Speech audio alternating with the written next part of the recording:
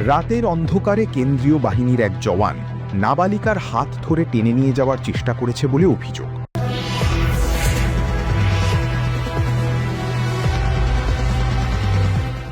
রাতের অন্ধকারে কেন্দ্রীয় বাহিনীর এক জওয়ান নাবালিকার হাত ধরে টেনে নিয়ে যাওয়ার চেষ্টা করেছে বলে অভিযোগ।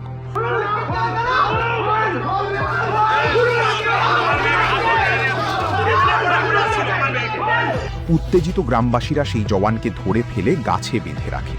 ঘটনাটি ঘটেছে হরিপাল বিধানসভার বন্দিপুর গ্রামে।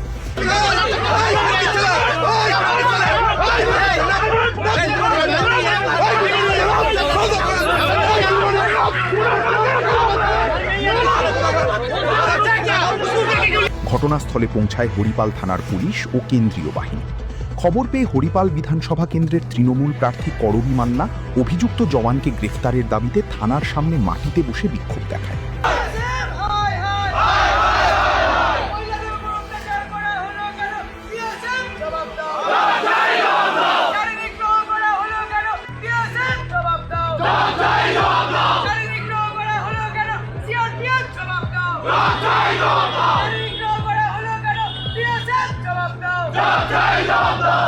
অভিযুক্ত জওয়ানকে কেন্দ্র করে পুলিশের গাড়ি ঘিরে বিক্ষোভ দেখায় পরিবারের লোকজন ও স্থানীয় বাসিন্দারা।